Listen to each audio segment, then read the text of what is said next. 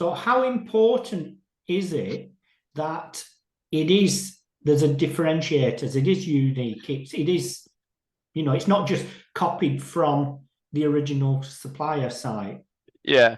And I think that comes down to then other metrics, right? So then it's like, cool, do you have, if you're actually trying to put effort into rank for those terms, what's then your link profile versus the next competitors using the same thing or the manufacturer?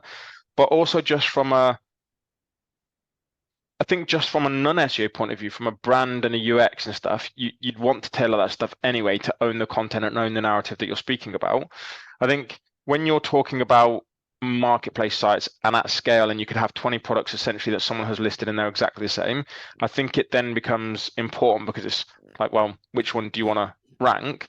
But then the other part of that is like, what type of marketplace are we talking about? Are we talking about one that's got a sort of auction type scenario where those pages are going to come and go anyway? So am I that bothered about them being unique and written by hand if they're only going to stay online for 7 days?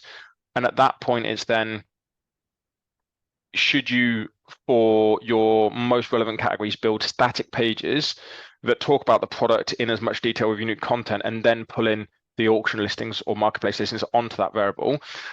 It's the same with tires, for example. You can have a tire make, model, and size, and then you can have it in like 20 or 30 different variants, right? Like 225 R18, 225 R17, etc.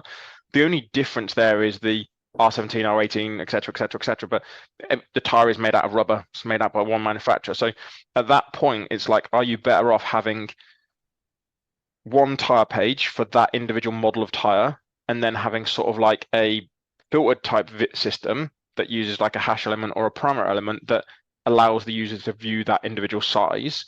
Because at that point, is it really relevant to Google to give them 20 versions of the same page with 2 digits changed on the page title and meta description? Probably not.